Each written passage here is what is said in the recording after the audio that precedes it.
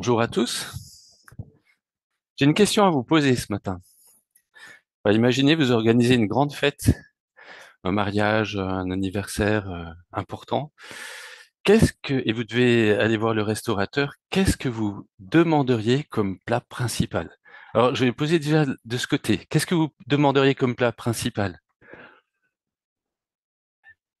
Ils n'ont pas d'idée, ils n'ont pas faim. De ce côté, est-ce que vous demanderiez quoi? Du poisson, quoi comme poisson? Du poisson avec des frites. Bon, il y en a qui aiment les frites. Peut-être il y a des origines belges. D'autres? Non? Du saka pour certains, peut-être ça parlerait du saka, oui. Alors on vous expliquera mais certains ça va être une choucroute, d'autres ça va être du bœuf bourguignon, d'autres ça va, enfin vous avez pas eu trop d'idées, donc je suis à court aussi. Mais en tout cas, merci beaucoup. En tout cas, on aurait à préparer le repas, on aurait à réfléchir à la boisson et ce qui va être limitant, c'est pas tellement notre générosité, on voudrait tout offrir, mais ça va être un peu le budget parce que un restaurant, c'est. Eh bien, vous voyez, aujourd'hui, on va lire un texte où Ésaïe nous invite de la part de Dieu à un festin. Alors, reste à voir si le menu va vous plaire. Le contexte dans lequel Ésaïe écrit, euh, il est difficile. C'est un contexte difficile parce que le Seigneur a longuement expliqué les raisons pour lesquelles il punit son peuple. Hein, vous vous souvenez, l'idolâtrie, toutes les injustices que le peuple commet. Mais depuis le chapitre 40, Ésaïe, il a changé de ton. Et maintenant, il parle de consolation, de restauration. Et il insiste beaucoup sur un personnage particulier qu'il appelle son serviteur, le serviteur. Ce serait cet homme-là, ce serviteur, qui serait l'auteur de la délivrance d'Israël. Et au chapitre 53, on l'a rappelé, on a chanté ce que Ésaïe a prophétisé. Hein, Ésaïe a parlé des souffrances de ce serviteur de l'Éternel, des souffrances qu'il va endurer pour pouvoir apporter la paix entre Dieu et son peuple. Et puis au chapitre 54, qu'on n'a pas étudié ensemble, mais que vous avez peut-être eu l'occasion de lire entre-temps, eh bien, Dieu fait une promesse surprenante. Voici ce qu'il dit. Tout comme il avait promis à Noé de ne plus juger la terre par le déluge, il promet qu'il ne jugera plus son peuple comme il le fait en ce moment avec la guerre. Parce qu'il va faire une nouvelle alliance où il s'engagerait à ne plus porter de jugement contre son peuple. Alors, comme je le disais, au moment où Ésaïe écrit, c'est pas facile à croire.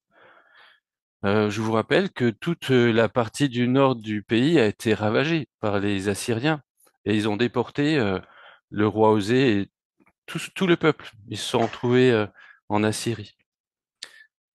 Et 20 ans plus tard, en 701, du temps d'Ézéchias, l'armée est revenue et cette fois, ils ont ravagé plus d'une quarantaine de villes de Juda.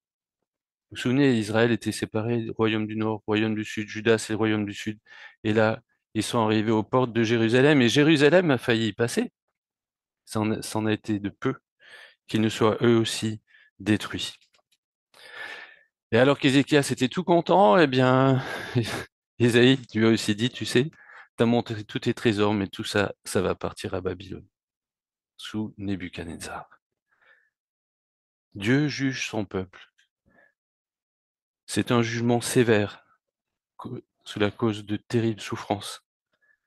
Et à ce moment-là, Ésaïe, il arrive et il dit, vous inquiétez pas, on va faire une alliance. Dieu va vous faire une alliance merveilleuse, il va effacer tous vos péchés. Mettons-nous à leur place. Est-ce que vraiment ça va s'arrêter, toutes ces invasions? Est-ce que vraiment la guerre va disparaître? Comment imaginer que ce Dieu si saint, si juste, il puisse renoncer à nous faire payer nos péchés? Parce qu'on va recommencer, c'est sûr. Vous regardez, chaque fois, Israël se relève, puis il y a un roi qui vient et retombe. Est-ce que vraiment ce serait possible qu'il puisse faire une alliance pour effacer nos péchés et ne plus s'en souvenir? Comment croire à une telle promesse? Et là, Dieu veut les amener à croire.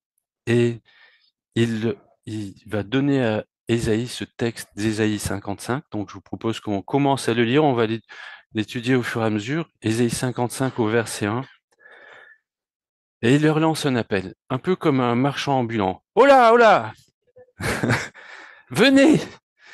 Venez vous tous qui avez soif, venez chercher de l'eau. Et même vous qui n'avez pas d'argent, venez acheter, mangez. Venez acheter sans argent. Oui, sans paiement, du vin, du lait. Mais pourquoi dépensez-vous votre argent pour payer ce qui ne nourrit pas? Pourquoi travaillez-vous pour une nourriture qui ne rassasie pas? Écoutez, oui, écoutez, écoutez-moi. Alors vous mangerez ce qui est bon. Vous vous délecterez d'aliments savoureux. Tendez l'oreille. Venez à moi. Écoutez-moi et vous vivrez. Je trouve ça extraordinaire. L'insistance avec laquelle Dieu dit au peuple, venez, venez, venez, 4 fois, venez. C'est pas, bon, si vous passez par là, la porte est ouverte. Non, c'est venez. Et puis, 4 fois encore, écoutez. Oui, écoutez-moi.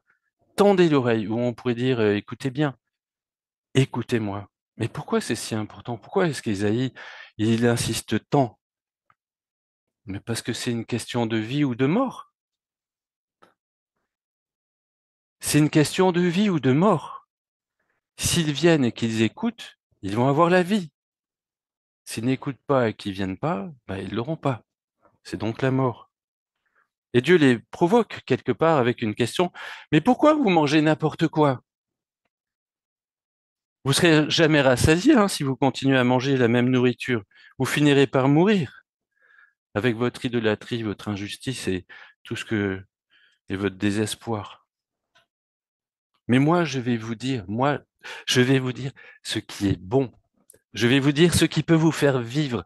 J'ai des paroles pour vous faire vivre. Écoutez. Et il continue, Isaïe, au verset 3. Enfin, c'est Dieu, en fait, hein, qui parle par Isaïe. Car je conclurai avec vous une alliance éternelle. J'accomplirai pour vous avec fidélité les œuvres bienveillantes que j'ai promises à David. Voici, j'ai fait de lui un témoin pour les peuples, un chef, pour commander au peuple.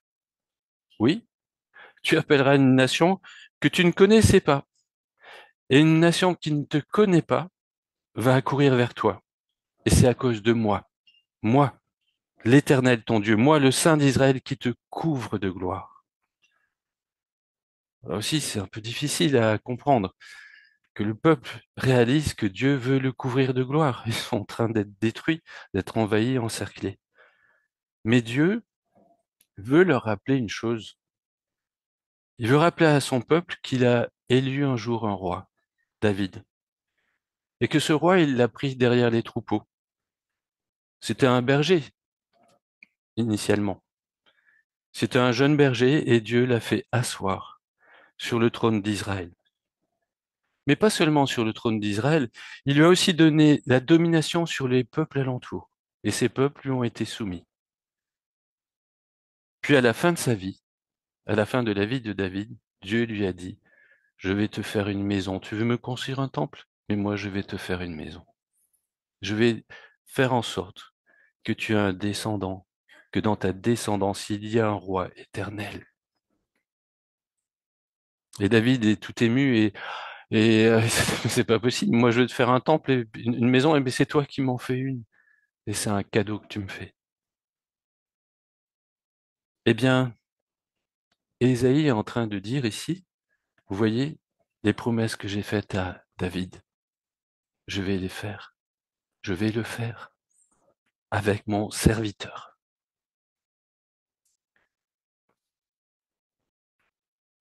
Parce qu'avec ce serviteur, je vais faire une nouvelle alliance. Et avec cette alliance, toutes les bénédictions que j'ai faites auparavant, elles vont pouvoir enfin se réaliser. Et cette nouvelle alliance, elle me permettra de ne plus avoir à vous juger. Comme du temps de Noé, j'ai pu promettre que je ne détruirai plus la terre par l'eau, eh bien, je peux m'engager. grâce à ce serviteur. Il sera comme un nouveau David, et lui aussi il dominera sur les peuples. Mais vous voyez, sans attendre la venue de ce serviteur, comme par anticipation, Dieu, il invite son peuple d'Israël à lui faire confiance pour bénéficier dès à présent, dès l'époque d'Ésaïe, de cette alliance, en recherchant son pardon. On va continuer le texte.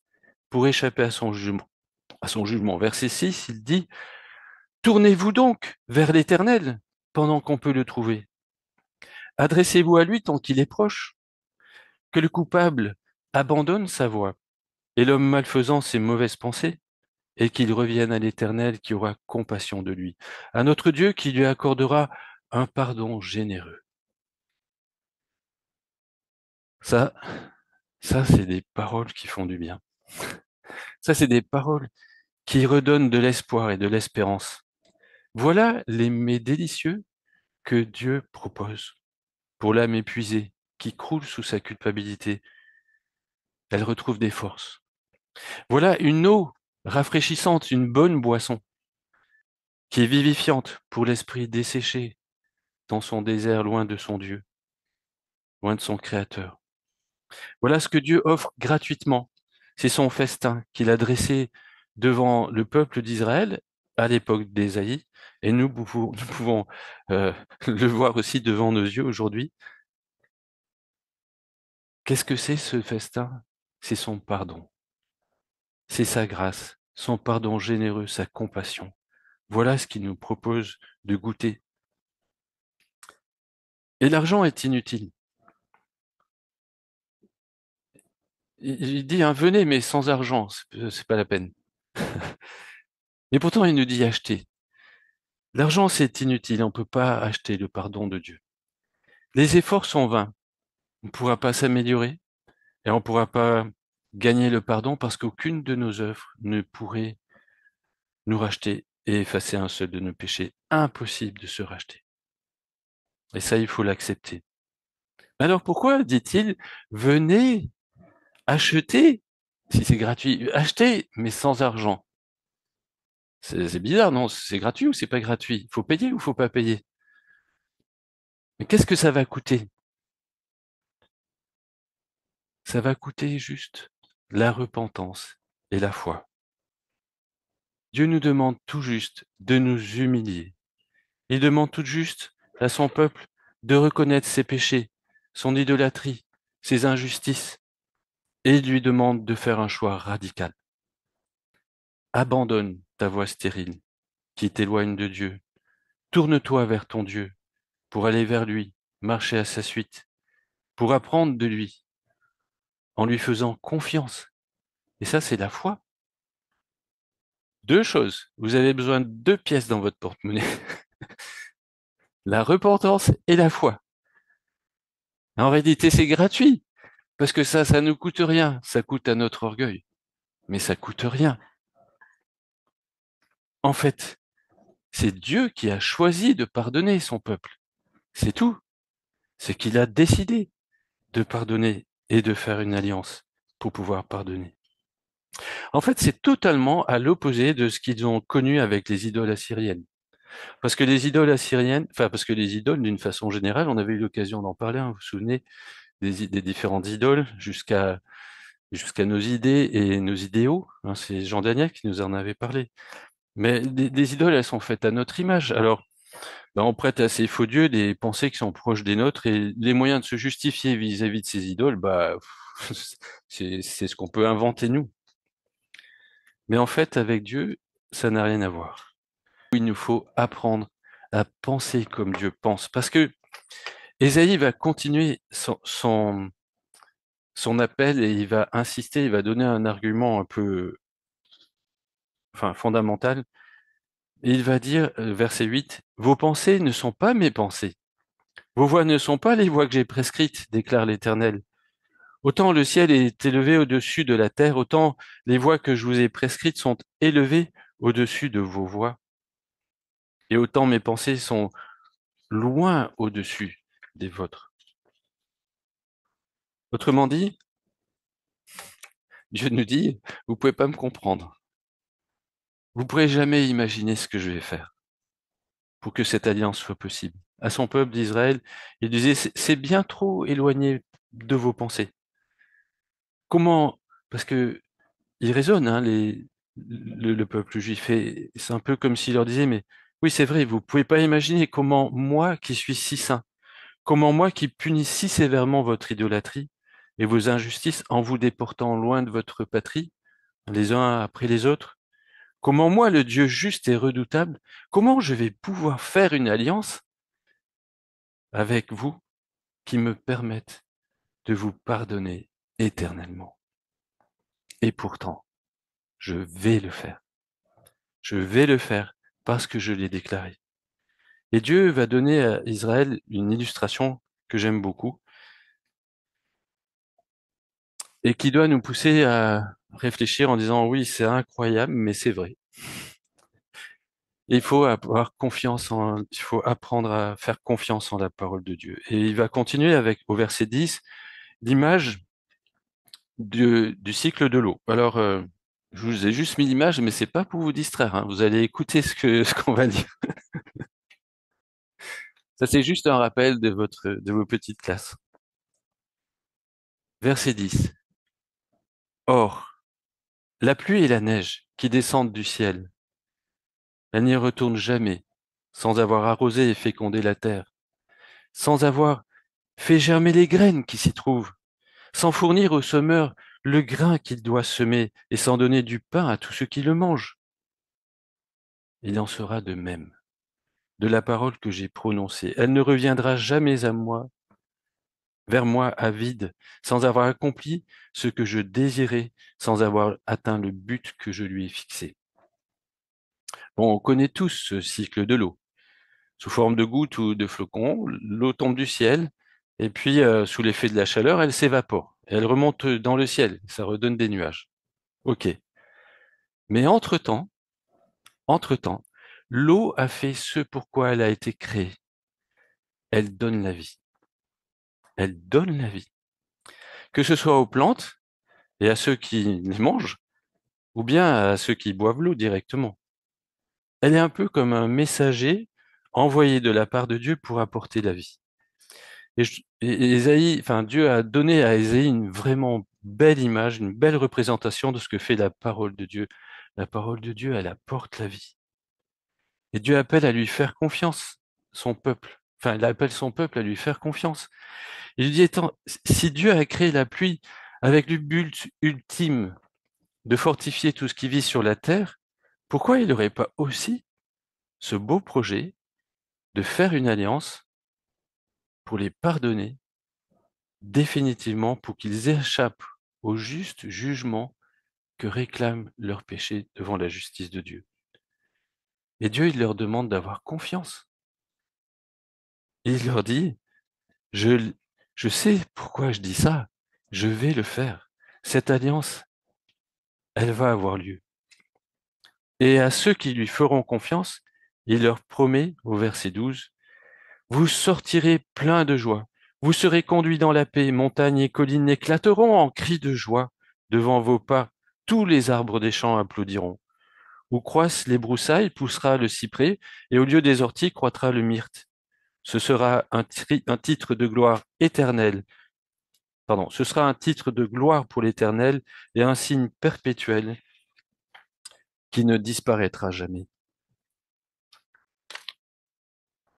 C'est merveilleux, n'est-ce pas? Grâce à cette nouvelle alliance, le peuple sera rendu libre. Si Dieu pardonne leurs péchés, alors il n'y a aucune raison pour qu'il les maintienne en exil. Vous êtes d'accord, ni à Babylone, ni ailleurs. Et ils sortiront libres dans la joie. Mais plus encore, puisqu'il est question que cette alliance soit faite par le serviteur de l'Éternel, ce nouveau David dont il est dit qu'il siégera éternellement. Alors, quand Dieu fera cette alliance par ce serviteur, ça signifie qu'on va entrer dans une nouvelle ère, dans quelque chose de nouveau, dans l'éternité.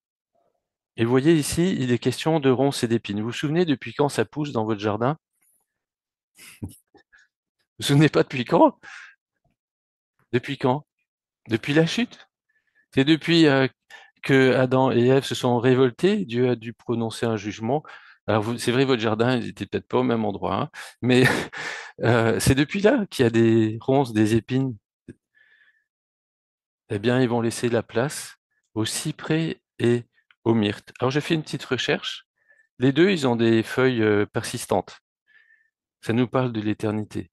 Le cyprès, il est enraciné dans le sol et vous avez remarqué comme il est pointu et il pointe vers le ciel. Ça nous parle d'une relation rétablie entre Dieu et l'homme, ou l'homme et Dieu. Et puis la myrte, bah, ça n'a rien à voir avec les ronces qui, une fois que vous êtes égratigné, vous pouvez attraper le tétanos. La myrte, c'est une plante médicinale et ça nous parle de guérison. Et là, cette image nous est donnée pour comprendre que ce serviteur de l'Éternel qui va faire cette alliance, il va apporter la guérison, il va apporter un rétablissement entre deux et de la relation entre Dieu et l'homme. Mais c'est pas que pour Israël. Les collines, les plaines, les collines, les montagnes autour, elles vont sauter de joie et tout le monde va applaudir parce qu'en fait, cette alliance, elle est aussi pour les peuples autour. Et il suffira de lire la suite du texte, Ésaïe 56, et vous verrez que Dieu invite ceux qui n'étaient pas accueillis dans sa première alliance, il les invitera dans cette nouvelle alliance. Alors, j'ai une question à vous poser. Encore, oui. C'est peut-être pas la dernière. Je sais pas encore. Mais qu'est-ce qui a bien pu permettre à Dieu de faire une promesse si incroyable avec tant de certitude? Il connaît l'avenir. C'est bon. Il connaît l'avenir, ça suffit. Oui, il connaît l'avenir. Non, c'est pas lui qui le fait. C'est le serviteur qui va le faire. Qu'est-ce qui a permis à Dieu de faire cette promesse avec tant de certitude? Alors c'est Christ, on va y venir après, mais c'est quoi? Ça veut dire quoi? C'est Christ. Je vais vous donner un indice. Ésaïe 42, c'est juste avant, un peu avant. Ésaïe 42, verset 1. Quelqu'un voudrait le lire? Ésaïe 42, verset 1, le verset 1 et le verset 6. Oui,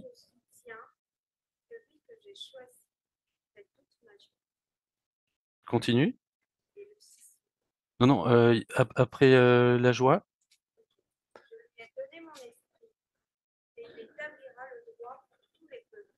Merci. Et verset 6?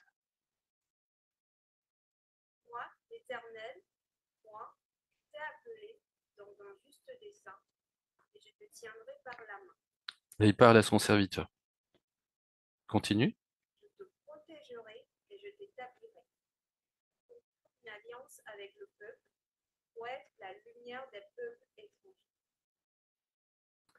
Vous comprenez mieux maintenant pourquoi Dieu a pu faire cette promesse? Il avait une confiance totale dans son serviteur. Il savait qu'il pouvait compter sur son serviteur. Son serviteur, il est fiable. Il va le soutenir, il s'engage à ses côtés. Il lui a donné son esprit qui va l'accompagner. Et il, comment dire, il l'a choisi et ce serviteur, il fait toute sa joie. Hein, verset 1 de 42, ce serviteur qu'il soutient, il fait toute sa joie. Il a totalement confiance dans ce serviteur. Et c'est pour ça qu'il peut s'engager. Et c'est pour ça qu'il peut dire, l'alliance, elle aura lieu, parce que j'ai confiance en mon serviteur. Et je me dis, mais si Dieu a pu faire cette promesse avec une telle assurance, parce qu'il avait confiance dans son serviteur, alors quel homme pourrait ne pas faire confiance à ce serviteur?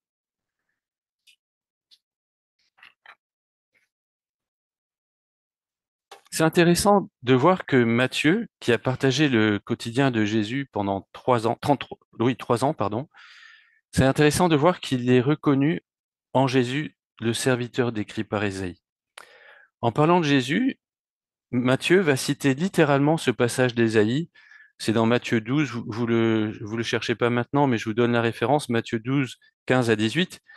Là, il va dire, ainsi devait s'accomplir cette parole du prophète Ésaïe.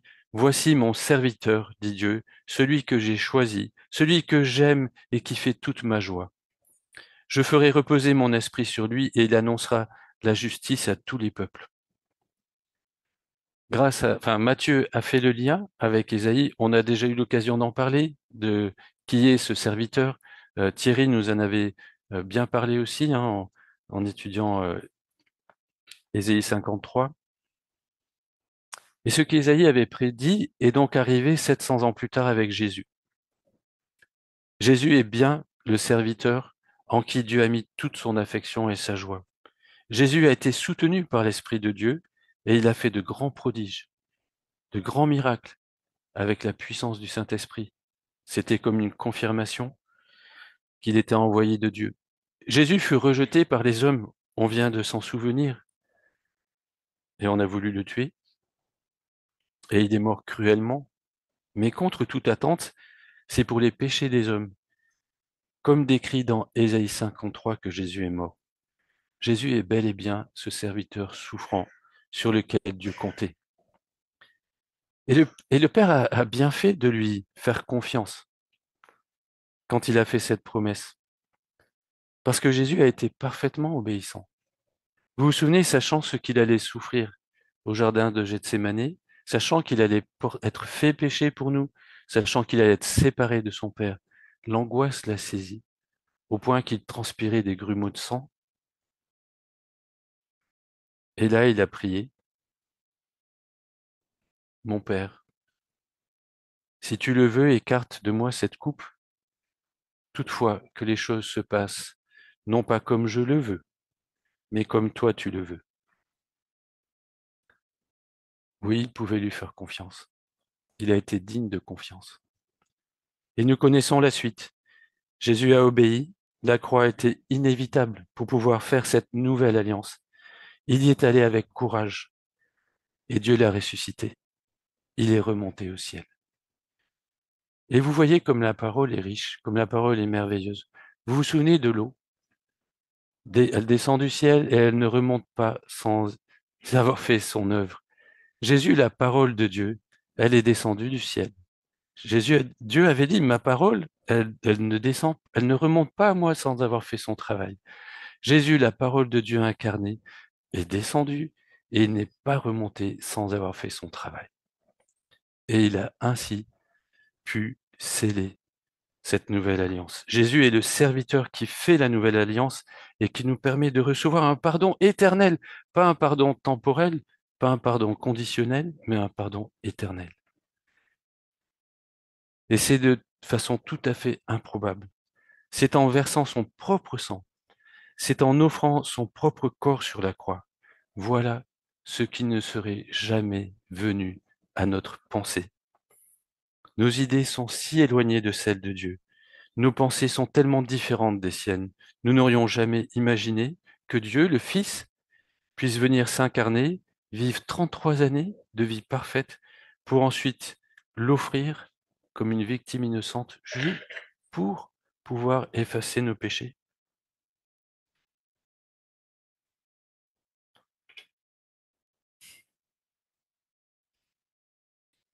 En conclusion, choisis bien tes aliments. Jésus lui-même, il a proclamé une chose. Heureux ceux qui ont faim et soif de justice, car ils seront rassasiés. Cela nous interpelle aujourd'hui.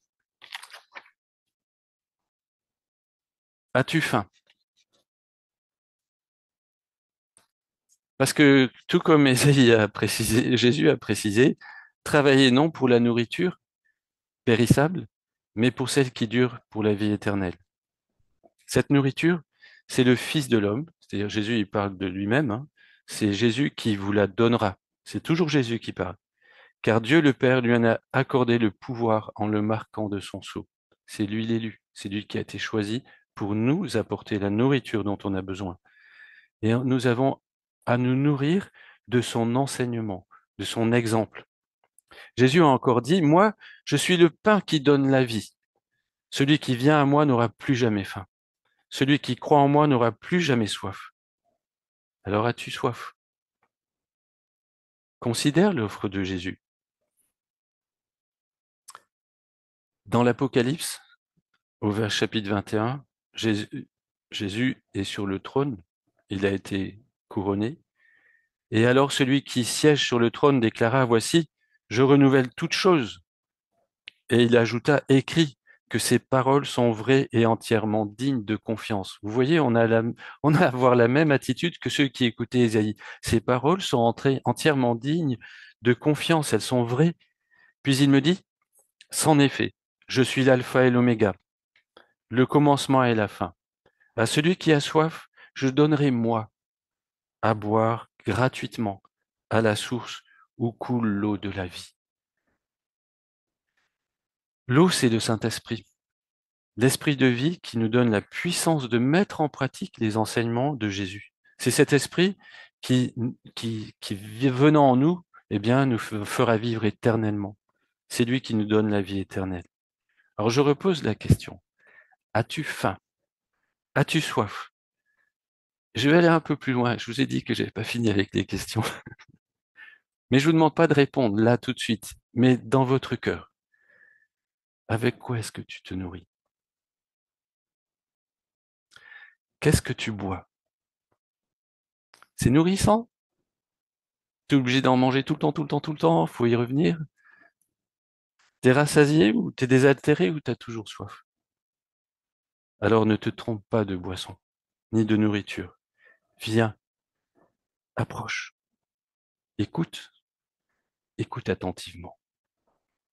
Jésus nous propose une nouvelle alliance, scellée par son sang. Que tu sois déjà proche de Jésus, ça ne veut pas dire que tu n'as pas besoin de cette nourriture et de cette eau, et peut-être même que tu es en lutte avec des mauvaises habitudes, des péchés, des pensées erronées, ou comme on l'avait vu avec des idoles ou des idéaux qui te maintiennent loin de Jésus. Alors, repens-toi et remets Jésus au centre. Vous vous souvenez, Thierry nous avait dit, Jésus au centre. Mange à son banquet. Peut-être tu es encore loin, alors n'aie plus peur. N'aie pas peur. Tourne-toi vers lui. Je ne sais pas comment dire que Jésus est digne de ta confiance. Le Père lui a fait confiance. Je vais presque, je veux pas vous choquer, mais crache le morceau, recrache cette viande avariée, ta nourriture qui va te maintenir loin de Dieu, parce que tu vas mourir. Jette tes bouteilles frelatées, purifie-toi. Viens à la source de vie en demandant pardon à Jésus, et il aura compassion. Il aura compassion. Saisis la vie éternelle par la foi en Jésus. Je ne sais pas quel âge tu as. Peut-être tu es encore jeune. Peut-être tu es déjà vieux. Pardon si tu es plus vieux que moi de te tutoyer. Mais l'appel est pressant. C'est tant qu'il se trouve. C'est tant que tu es vivant. Une fois que tu es mort, c'est fini.